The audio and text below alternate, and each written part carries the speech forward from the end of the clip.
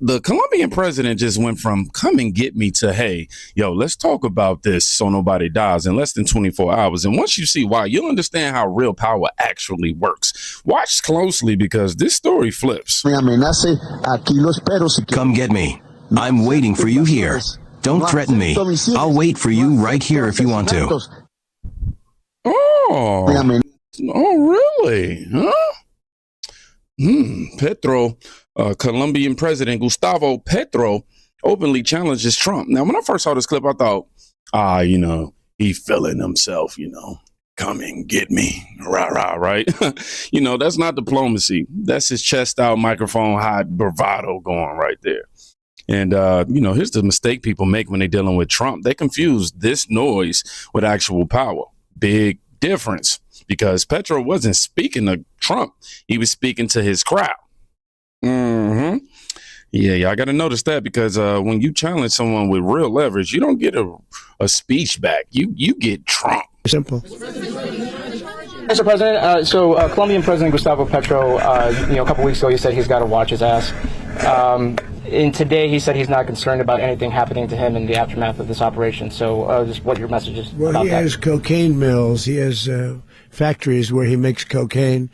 And, yeah, I think I stick by my first statement. He's making cocaine. They're sending it into the United States. So he does have to watch his ass. Mr. President, did you notify Hey, my God, double down. Any members of Congress? Double down on it. Now, this is where the tone completely changes. Trump doesn't argue. He doesn't posture. He doesn't insult for applause. He does what Trump always does. He names the leverage. All right. Drugs, money, consequences. That's not a threat at all, y'all. That's a receipt. And once Petro realizes this isn't a rally anymore, I want you to watch what happens next. Un clan de pedófilos quiere acabar la democracia en Colombia. Duro, sí, pero ahí está la realidad. Y para que no salga la lista, entonces nos envían acorazados a matar pescadores de esta ciudad y amenazar al vecino que si dictador o no. ¿Cómo que el pueblo de Colombia va a aplaudir que invadan a su hermano, que no es el presidente, sino el pueblo de Venezuela? ¿Cuándo? Seríamos así de traidores y de vendidos, de que nuestra propia sangre la traicionamos, o el pueblo del Ecuador, o el pueblo de Panamá, o el pueblo de Venezuela no es nuestro propio pueblo. Y entonces quieren que el presidente haga lo que quería hacer Duque, cobarde, prestar las tierras de Colombia para que desde ahí se invadiera a un país hermano que tiene la misma historia que nosotros, porque allá nació Bolívar y vino a morir aquí, en esta ciudad. No se puede. Presidente de Colombia que haga eso, presidente maldito por las generaciones futuras, porque nunca será olvidado como un traidor. Y yo no pertenezco a los que querían matar a Bolívar. El gobierno de Venezuela ha hecho muchas críticas, pero no me burlo del pueblo de Venezuela, ni construyo una trampa para que caiga el pueblo de Venezuela en la trampa de una invasión que solo va por su petróleo. Que se quiere es codicia y violencia más para hacer de esta esquina hermosa del continente suramericano una Siria, un Irak, una Libia llena de esclavos, de venta de esclavos, de nuevo negros. No. La lista de los amigos de Stein, que no quiere que aparezca la lista en los Estados Unidos, nos quiere utilizar aquí con la violencia para que el pueblo de los Estados Unidos no piense en su propio gobierno, sino que se le suba la xenofobia, el racismo, las ideas de la raza superior y otras ideas falsas, y nos usan para no discutir sus propios problemas. Presidente de Colombia lo que ha hecho es denunciar narcotraficantes durante décadas. Y los narcotraficantes que ha denunciado siempre estuvieron en el poder político de Colombia, en el Estado. He's spiraling into accusations. Now, this is the moment I knew the story was over, even before it ended. When someone jumps from foreign policy to Epstein conspiracies, that's not strength. That's panic dressed up as morality.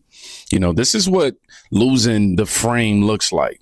And while Petro is over here yelling, something much quieter and much more dangerous is happening. Efforts are underway to stabilize Venezuela after the ouster of former dictator Nicolas Maduro. President Trump's plan will play out in 3 primary phases. NTD's Daniel Monahan breaks it all down for us.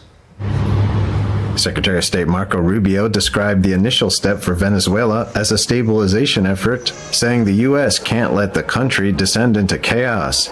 In the first phase, he said the U.S. will continue to exercise control over access to Venezuela's oil resources.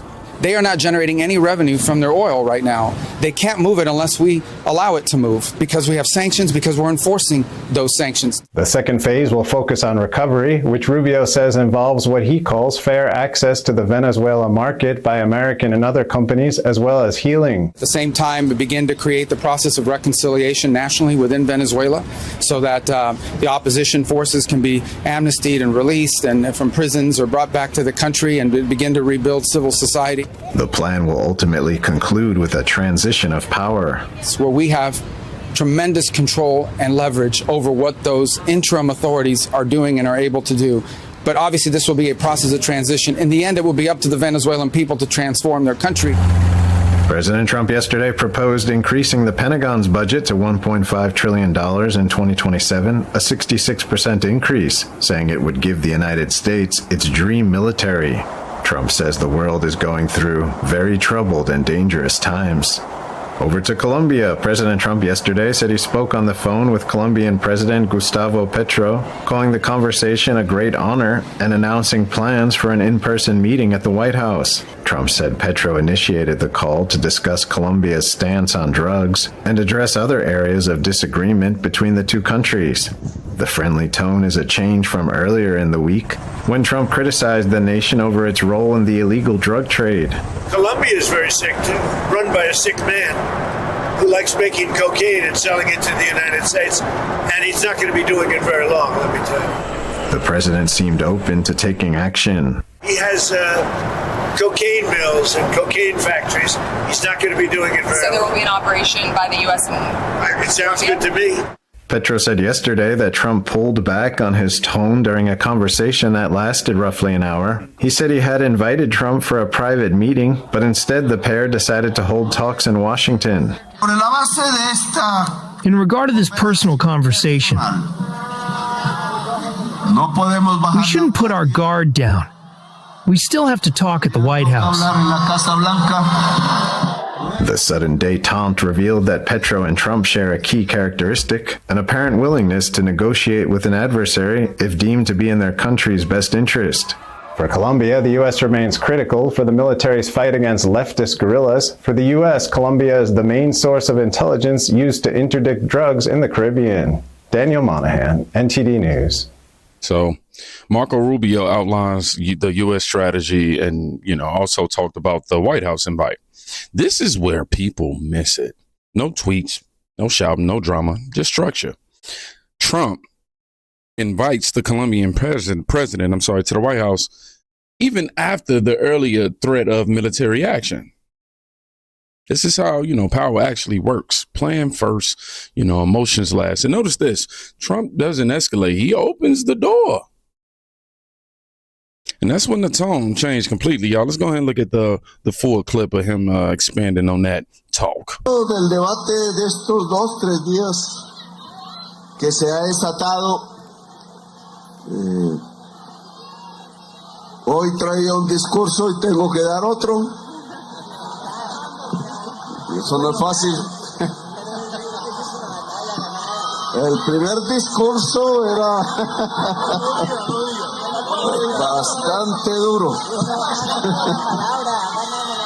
Porque es que yo sé de la guerra, entonces viví una parte en eso hace mucho. Todo ha cambiado, ahora son drones, antidrones, espectro electromagnético, etc. Pero siempre un pueblo, y eso no ha cambiado, lo hace es el mismo pueblo. Yo sé que si alguien osara hacerme daño de cualquier manera, pues literalmente por la historia de Colombia, por el grado de apoyo que hemos alcanzado, entre más pasa el gobierno, más apoyo, contrario a lo que sucede siempre, lo que sucedería es que el pueblo de Colombia entra al conflicto y se repetiría lo que conocemos ya en los 2 siglos que llevamos de república. No hay que explorar mucho, todos lo sabemos. Yeah. Did y'all hear what happened? My boy Petro changed his whole speech after that one conversation with Trump. Hope y'all was listening carefully, because he didn't stand firm. You know, he didn't double down. He rewrote that speech. One phone call, 1 hour, and suddenly dialogue prevents war. It's more than surrender right there. That's definitely submission to reality. And then comes the detail that we need to talk about because nobody wants to.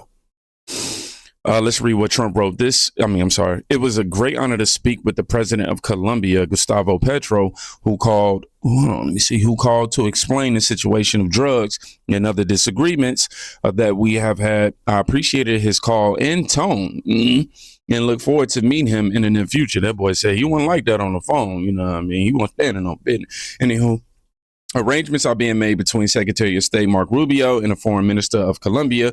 The meeting will take place in the White House in Washington, D.C. Excuse me. Now, this part matters. Petro didn't, receive a call. He made the call because deep down he understands something his supporters didn't. When America stops joking, you gonna stop yelling. All right? And here's what I learned watching this unfold in real time. Loud leaders, they look strong until real quiet power shows up. Petro talked like a revolutionary. Trump moved like a president. We ain't got to do all that by screaming, y'all. They win, we win by, forcing reality back in the room. That's the approach. No wars, no chaos, just leverage, structure, and patience here. That's why the speech changed. That's why the tone softened. And that's why, Colombia slept peacefully that night. Not because Petro won, but because Trump didn't need to. And if you made it to the very end, I want you to comment real power below. Real power, not below. Well, comment real power in the comment section. I think that cleans it up. Not for the algorithm, but for me. That way I know, who watched it to the end and stuck it through. Y'all be safe. Go check on a friend today. You can quite literally be saving their life. Peace.